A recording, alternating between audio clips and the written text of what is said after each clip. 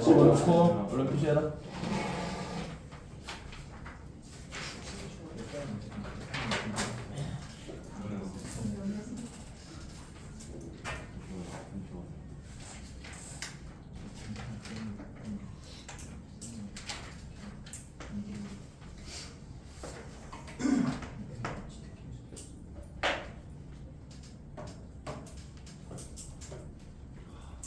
그림은 안 그려도 된다. 근데 님들 내가 그리면은 뭐 따라 그린 적은 있니? 없지? 다른 것도 없지? 있어? 굳이? 굳이?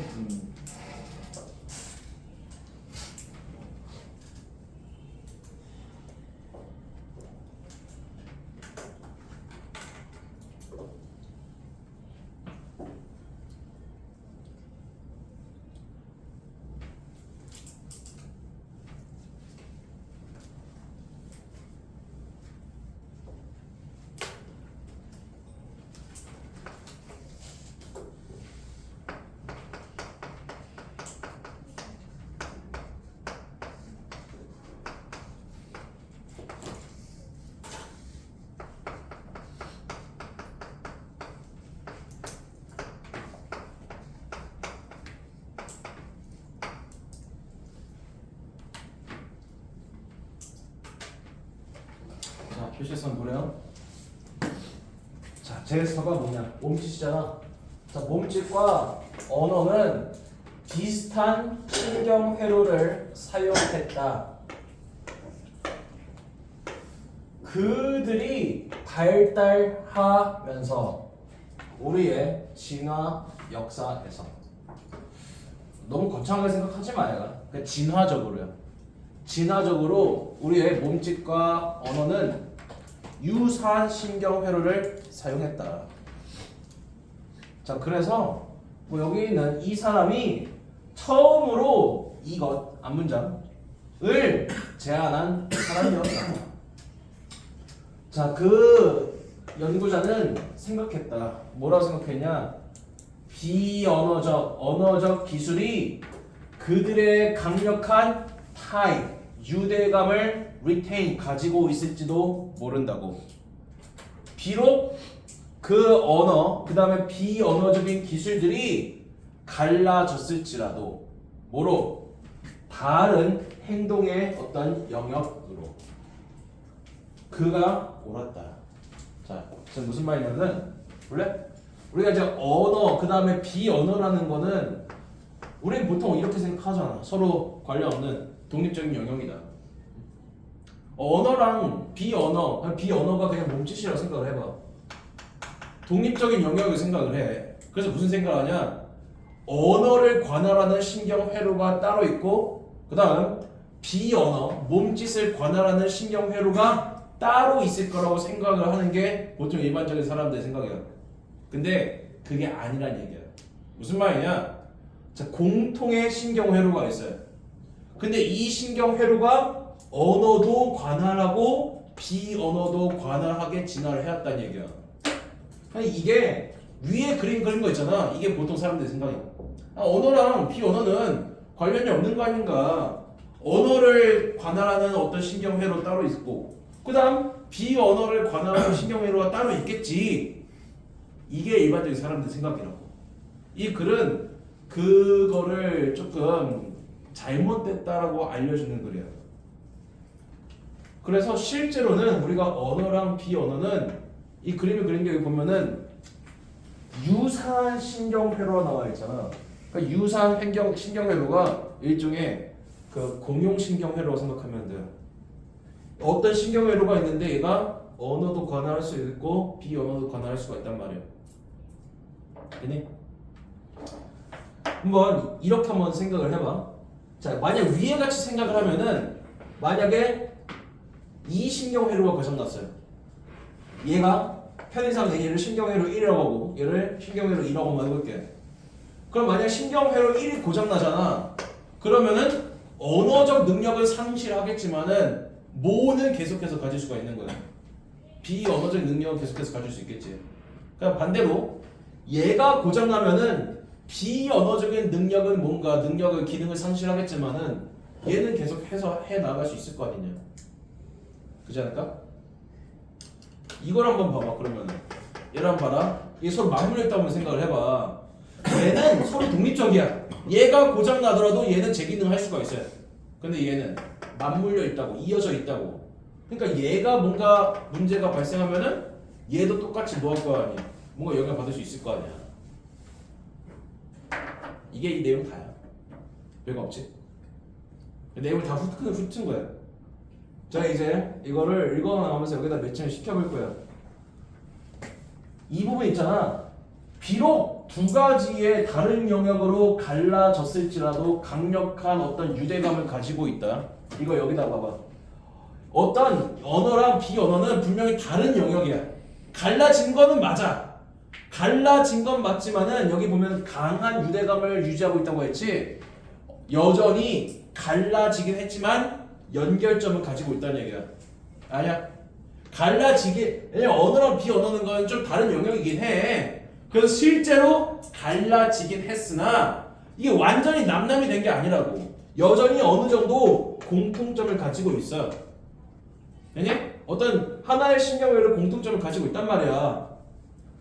라고 그가 주장했는데 그가 정말로 옳았어요. 즉 우리의 신경회로는 언어랑 비언어가 이렇게 독립적으로 매칭되는 게 아니라 갈라지게, 그 언어랑 비언어 영역이 갈라지게 되었지만 여전히 연결점은 있다가 되는 거야. 됐어? 자, 이제 빨리 한다. 내가 다 읽었으니까. 밑에는 진짜 별거 없다.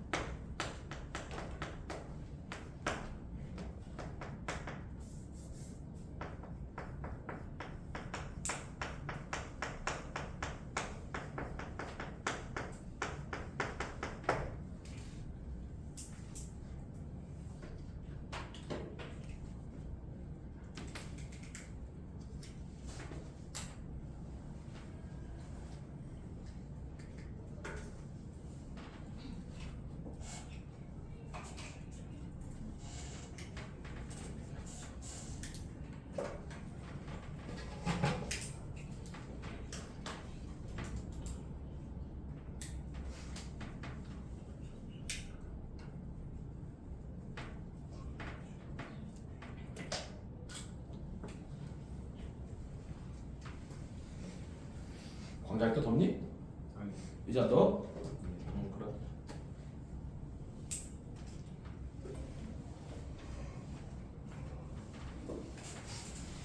자, 됐어. 보자. 자, 연구들은 그것을 확인했다. 그것이 앞에서 언급된 이 부분이야. 갈라졌지만 여전히 유대를 갖고 있다는 거. 어떻게 확인했냐? 당황시키는 어떤 발견으로. 그래서 연구자들 당황시키는 발견이 뭐였냐면은, 자, 사람들인데 더 이상 팔다리를 움직일 수가 없는 사람들이야. 뭐 이후에? 뇌 부상 이후에. 뇌 부상 이후에 팔다리를 움직일 수가 없는 사람들은 또한 상당히 잃게 되었다. 그들의 능력을. 어떤 능력이야? 언어적으로 말로써 의사소통하는 그런 능력을 또한 잃었다. 그러니까 얘를 보면은 팔, 다리 움직일 수가 없게 되었대요. 팔, 다리를 움직일 수 없더니 말하는 능력도 잃어갔다. 자, 이 연구 결과를 한번 여기다 한번 매칭을 시켜봐. 자, 우리가 만약에 언어랑 비언어라는 게 완전히 독립적인 영역이라고 치면은 내가 비록 뇌 손상돼가지고 뇌가 좀 다쳐가지고 팔다리는 움직일 수 없다 할지라도 뭐는 영향받지 않아야 돼. 언어는 영향받지 말아야 되잖아. 그치? 근데 팔다리 움직일 수 없더니 말하는 능력도 잃어갔대요. 그러면 뭔가 팔다리 움직일 수 없는 거에 언어를 말하는 영역이 영향을 받은 거야, 안 받은 거야? 받은 거지. 영향을 받았으니까 말하는 능력도 점차 잃어가게 된 것이겠지. 그죠? 독립적이라고 하면은 팔다리를 움직일 수 없다 할지라도 언어는 할 수 있어야 돼. 독립적이지가 않으니까, 즉 얘가 여기에 영향을 미치기 때문에 팔다리를 움직일 수 없더니 말하는 능력도 똑같이 잃어간 것이라고. 근데 이게 독립적이 아니란 얘기야. 뭔가 유대가 있다는 얘기야. 뭔가 연결되어 있다는 얘기야. 자, 근데 그 연구 결과를 하나만 보여주는 게 아니라 또 누굴 가지고 연구 결과 보여주냐면 아이들에 대한 연구를 가지고도 똑같은 직접적인 연관성을 보여줬다. 우리는 이제 알고 있다. 유아들인데 어떤 유아들이야? 어떤 유아들이 아니지. 유아들이 더 정교한 어휘를 사용할 수 없다는 것을. 그러니까 이 sophisticated가 뭐 정교한인데 그냥 좀 어려운 어휘 정도 한번 생각해봐. 어려운 언어를 갖다가 어려운 단어를 익힐 수가 없었다. 언제까지? 그들의 우리가 fine이 미세한 혹은 이것도 정교한 그런 의미가 된다. 아니 미세한 혹은 정교한 어떤 그 손가락의 움직임의 그 통제가 잠깐만 이거 뭐 이상하잖아. 미안해 님들. 좀 안 이상하니? 왜 아무도 얘기를 안 해줘? 응? improve가 동사잖아. 컨트롤이 동사가 아니라. 그들의 미세한 어떤 손가락 움직임 통제 능력이 improve 좋아질 때까지. 이 말을 바꿔 말하면 뭐 하냐? 손가락을 미세하게 움직이고 나서야 뭐 할 수 있게 되었단 얘기야? 정교한 언어를 습득할 수 있었단 얘기야. 응? 다시. 아이들은 좀 정교한 언어를 갖다가 어휘를 습득할 수가 없었다. 언제까지? 손가락을 갖다가 정교하게 통제한 능력이 좋아질 때까지. 바꿔 말하면 아이들은 손가락을 정교하게 통제하는 능력이 좋아지고 나서야 고급 혹은 정교한 어휘를 습득할 수 있었다야. 이것도 여기에다 적용을 시켜봐. 만약에 언어랑 비언어라는 게 독립적이라고 치면은 비록 손가락을 움직이는 건 잘 못했어라도 어려운 언어를 배우는 건 할 수 있어야 되잖아. 근데 그렇지가 않았다니까? 뭔가 언어가 먼저 이루어지고 나서 그 다음에 비언어가 뭔가 제대로 되고 나서 비언어라는 건 몸짓이잖아. 비언어 능력이 뭔가 나아지고 나서야 뭔가 언어에 관한 능력이 좋아진 거란 말이야. 그러니까 이거 여기다 적용시키면 설명이 안 될 거 아니냐. 그치? 이거 독립적이지가 않다는 얘기야 결국은. 이게 절대 아니다. 언어랑 비언어가 독립적인 게 아니야. 연결되어 있어. 어떻게든. 그래가지고 얘가 좋아졌더니 얘도 좋아진 거란 말이야. 독립적이라고 하면은 상관이 없잖아. 얘가 좋아지든 말든 이거는 뭐 좋아지든 말든 서로 영향을 미치지 말아야 되는데 분명히 영향을 미치고 있는 거예요 지금 얘가. 됐어요? 자, 다 읽었다 이제.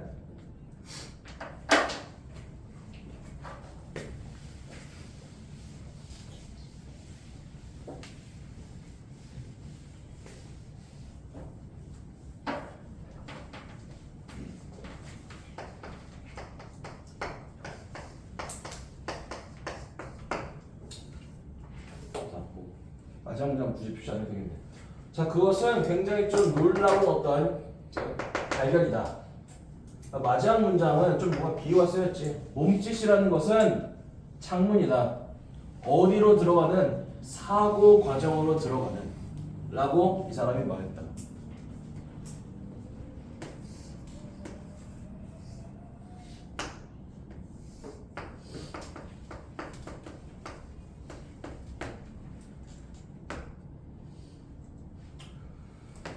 자, 어떤 집이 있다고 치자. 이 집에 우리가 창문은 이제 집의 어떤 내부 안으로 들어가게 할 수 있는 요인이잖아. 이 창문이 지금 뭐냐면은 몸짓으로 비유를 했다.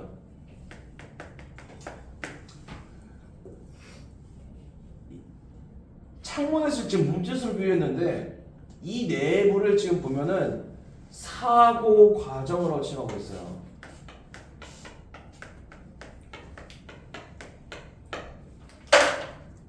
이게 지금 뭘 나타내는 비유냐면은 우리가 창문을 거치지 않고 집에 문이 없다고 쳐봐. 그냥 이런 문이 없어. 그냥 현관문 그런 게 없어요. 창문 밖에 없다고 한번 치자. 자, 그러면 우리가 창문에 통하지 않고서는 이 집 내부로 들어갈 수 있어 없어요? 없지. 없잖아. 이 비유는 결국 의미하는 거는 몸짓을 통해야만 사고 과정으로 들어갈 수가 있다는 얘기야. 아니야? 몸짓을 거쳐야만 사고 과정으로 들어갈 수가 있다고. 그러면 이 사고 과정이 의미하는 건 뭐가 되겠니? 몸짓이 지금 비언어야.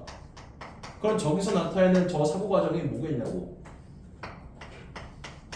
언어를 나타내는 거. 언어.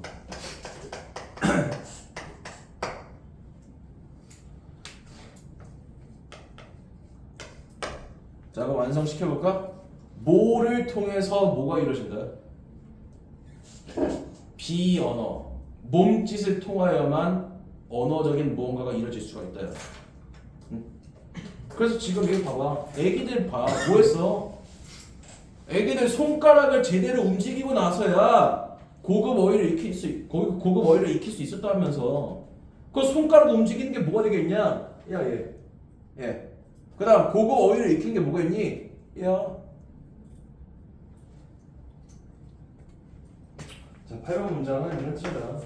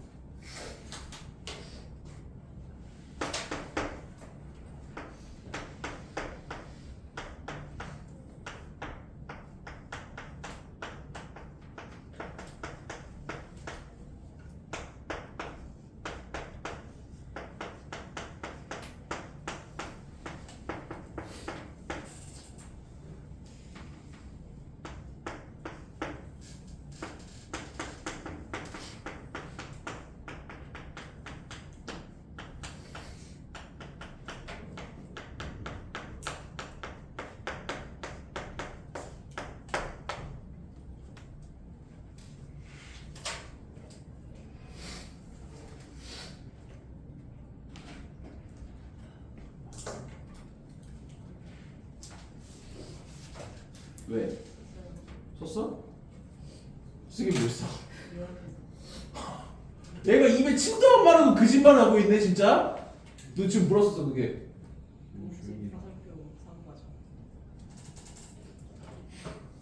딱 지금 빨리 적어. 기가 막혀서 진짜.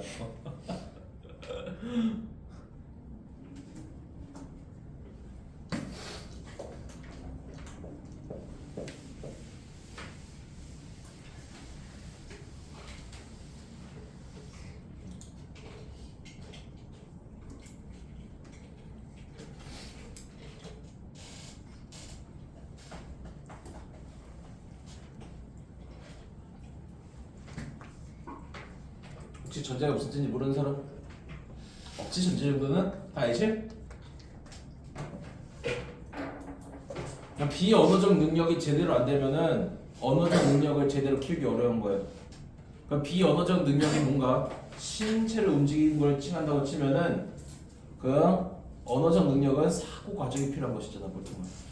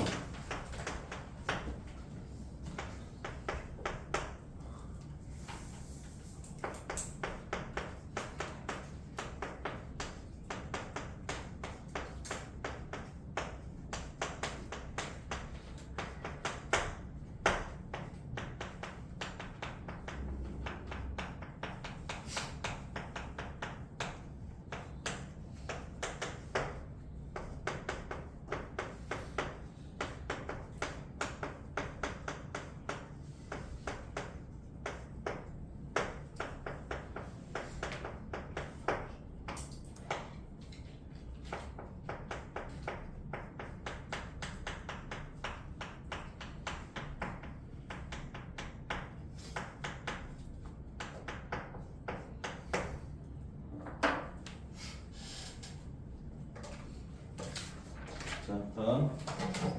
왜? 쉬는 시간에 뭐하고 이 새끼야. 움직이기 싫어.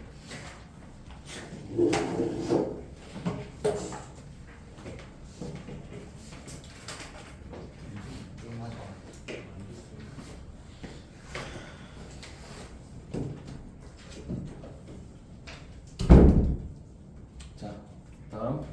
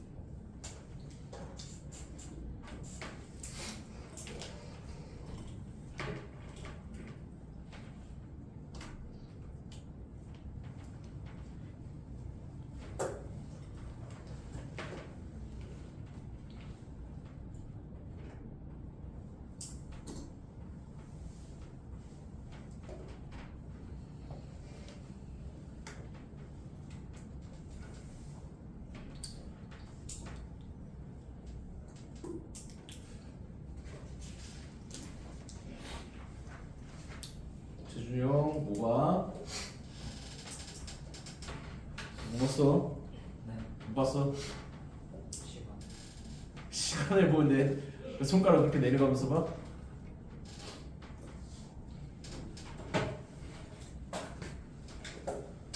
자, 봐. 믿거나 말거나 너희 아이들은 그러니까 뭐 갈망한다잖아. 뭐 간절히 바란다 이게. 제안을 바란다. 보통 이러잖아. 아이들 입장에서는 제안받는 걸 좋아한다고 생각해, 아니면 싫어할 거라고 생각해? 그러니까 싫어할 거라고 생각하잖아. 근데 그러니까 우리가 보통 그게 일반적인 통념 아니냐. 그래가지고 저 말로 시작하는 거야. 믿거나 말거나. 넌 안 믿고 싶겠지만 아이들은 이제 제안을 받아. 그래서 이 제안의 의미를 조금 잘 생각해야 되거든. 이 제안이라는 게 억압 같은 걸 의미하는 게 아니죠 절대. 응? 일단 밑에 보면 나올 거야. 네 아이들은 진정으로 어떤 질서감을 필요로 한다. 플렉서블이라고 나와 있잖아. 이걸 해석을 여기에는 지금 유연하게 나와 있는 당연히 유연하게 맞아. 근데 이게 질서감이면 질서감이지 이게 유연한 질서의식이라는 게 좀 뭔지 모르겠잖아. 이 의미는 조금 이따 설명해 줄게. 이게 왜 붙었는지. 자, 유연한 어떤 질서감을 필요로 한다. 그리고 될 것이다. 불안하게 될 것이다. 그 질서감이 없다면. 자, 생각해봐라. Think of A as B. A를 B라고 여기다 생각해봐라. 제안이라는 것을 어떤 울타리를 넓혀가는 것으로 한번 생각을 해봐라. 자, 아이가 이렇게 있는데 그 아이를 둘러싼 이 울타리가 있어요. 근데 이 울타리를 뭐 하는 것으로 바로 expanding 넓혀가는 것으로 한번 생각을 해보라고. 이 울타리가 계속 이 자리에 있는 게 아니라 이 울타리가 이렇게 그 다음에는 이렇게 된다고 생각을 해봐. 지금 울타리의 크기가 지금 점점 뭐가 되고 있는 거야? 커지는 거잖아. 이게 의미하는 게 뭐일 거 아니야? 제한이라는 건 울타리를 넓혀가는 것이라고 했어.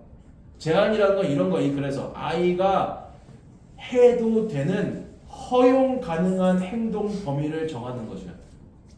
다시 아이들한테 허용 가능한 행동 범위를 정하는 것. 이게 이 글에서 말한 제한이라는 의미다.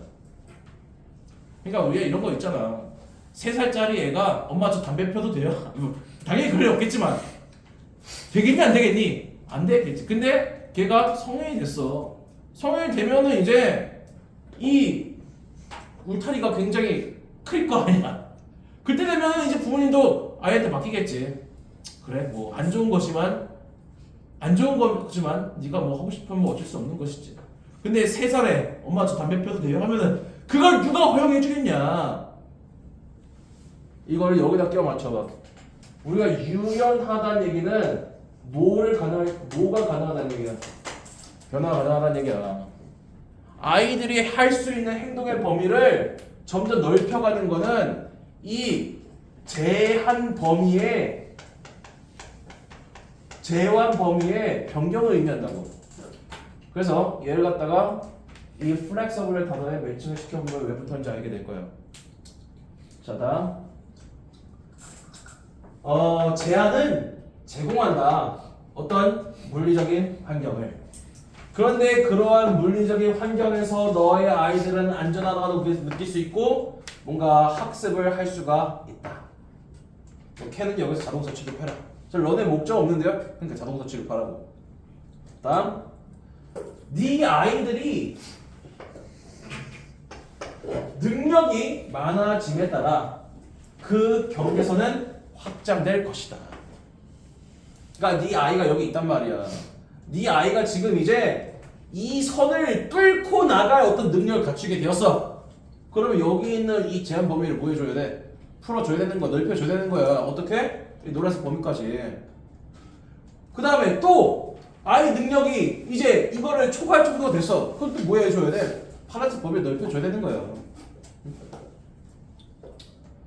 자, 그녀는 이제 자궁에서 시작해서 엄마 뱃속에서 시작하여서 그 다음에 아이들이 작은 어떤 작은 침대 있잖아. 그냥 요람으로 확장돼요. 그리고 나서 여기는 익스팬드가 생략되어 있어요. 그녀의 침대로 넓혀 나간다. 자, 엄마 뱃속 자궁에 있으면은 여기에 아기가 있겠지. 아기가 언제 태어나냐? 더 이상 이 자궁 안에 있을 수 없을 정도로 신체가 충분히 자랄 때. 그 자라고 나서 아이가 바로 성인용 침대에 자냐? 아니잖아. 이 아이용 침대 그 요람이라는 게 있잖아. 요람에 자라다가 신체적 능력이 증가해. 그 신체 능력이 증가한다는 얘기는 신체가 뭐 한다는 얘기야? 성장한다는 얘기야. 성장하면 이제 뭐가 되는 거냐? 이 침대, 성인용 침대 더 크게 그려.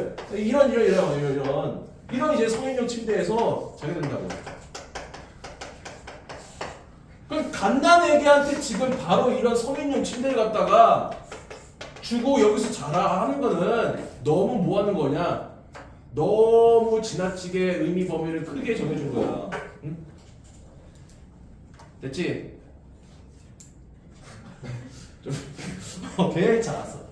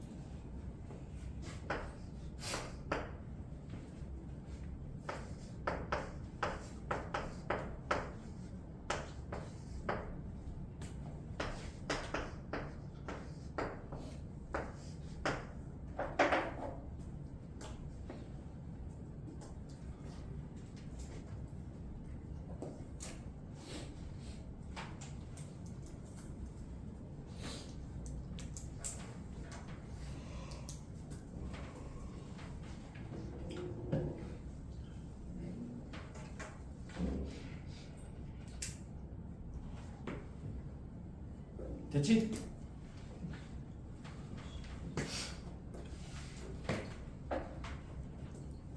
자, 너는 느낄 수도 있어요. 너의 3살짜리 아이가 너무 어리다고. 뭐 하기에는 그 같이 노는 친구의 집에 밤새 방문하는 거 하기에는. 이게 뭐야? 친구 집에서 자고 오겠다는 얘기 아니야. 3살짜리 네 애가 엄마 저 친구 집에 자고 올게요 라고 하면은 그거를 허락해줄 부모 사실 대부분 없겠지. 그죠? 너무 어려가지고 사실 그렇게 하기가 좀 어려울 거라고 생각한단 말이야. 자, by the time이 하나의 접속사 아니냐? 이게 접속사야? 뭐뭐 할 무렵이죠.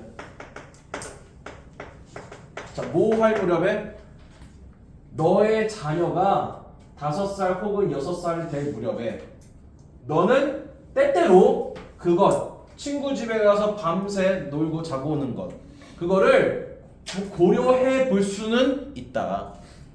그리고 네 자녀가 이제 10살이 되잖아. 그러면은 너는 파자마 파티에 가도 된다고 말할 준비가 되어 있을 수가 있다. 그러니까 보통 우리가 나이에 따라서 이 제한을 뭐 해준다는 얘기야? 확장시켜준다는 얘기야. 내가 굉장히 어렸을 때는 아이가 할 수 있는 일의 범위, 제한 굉장히 작을 거야. 작을 거라고. 왜냐? 그거를 수행할 만큼 능력을 갖추고 있지 않으니까. 응? 네 아이의 준비도는 결정한다. 그 경계선이 어떻게 확장될지를 결정한다. 만약에 아이가 나이는 많이 먹었어. 12살이 됐어. 근데 정신연령이 아직도 초등학교 1학년 수준이야. 그런 친구 집에 가서 자고 가도 되는 행위 허용 안 해줄 수도 있는 거 아니냐. 좀 이런 말 하면 좀 그렇지만 나이가 16살이야. 근데 약간 저는 미안한 얘기지만 그러면 나이는 18살 먹었지만은 얘 친구 집에 가서 자고 온다고 하면 보낼 수 있겠니? 못할 거 아니냐. 그치? 좀 내가 좀 과하게 얘기하자면 왜? 야, 친구 집에서 자고 오겠다는 얘기. 저 친구 집에서 자고 오는데 무슨 능력이 필요한데요? 거기 가서 스스로를 책임질 능력이 필요하잖아. 부모의 눈길을 미치지 않는 영역이기 때문에. 응? 근데 약간 능지가 떨어지는 얘네가 어떻게 그걸 행할 수 있겠냐고.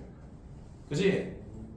보통은 나이에 따라서 이 할 수 있는 능력의 범위가 넓어지는 건 맞지만 무조건 나이에 비례하진 않을 수도 있다. 그래서 이 아이의 준비도는 아이가 갖춘 능력이야.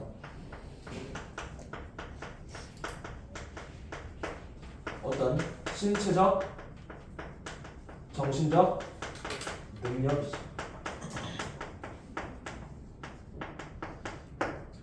아이가 신체적, 정신적 능력이 굉장히 나이에 비해 엄청 빨라. 나이가 10살인데 키가 180에 지능이 뭐 IQ가 160 정도 수준이야. 그런 애가 엄마 저 집에 가서 친구랑 집에 가서 밤새 놀아도 돼요? 딱히 걱정 되겠니? 걱정 딱히 되겠니? 안 될 거 아니냐. 꼭 나이에 비례하지는 않아. 응?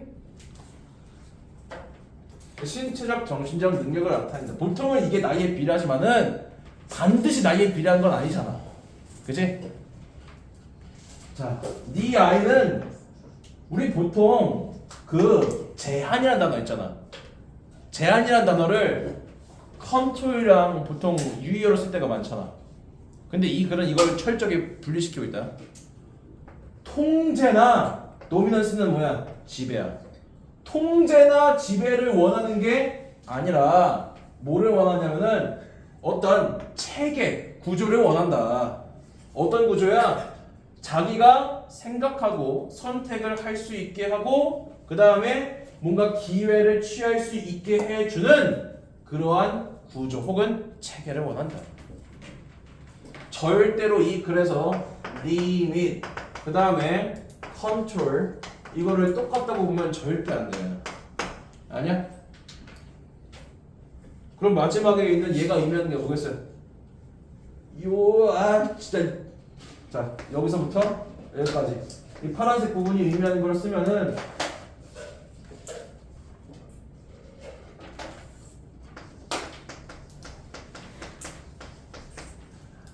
(2번) 문장인가에 3번 문장인가에 이런 게 있잖아. 아이들이 안전을 느낀다고 했잖아. 그치? 2번 문장이었냐? 4번 문장이냐? 아이들이 안전하다고 느끼면서 허용 가능한 행동의 범위를 뭐 해주는 거? 정해주는 것이야.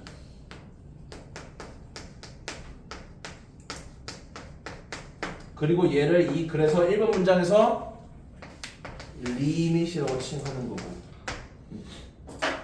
이게 컨트롤이 아니다.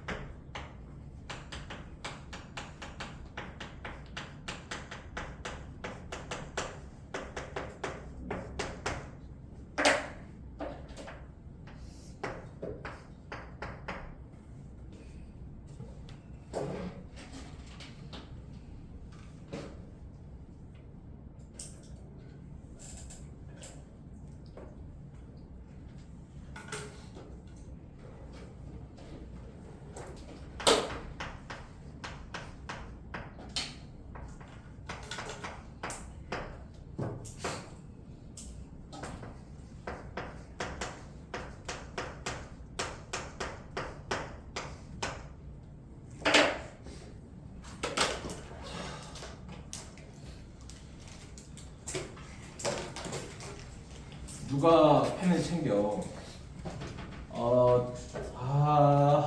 시간이 조금 남는데 좀 쓰고 싶은데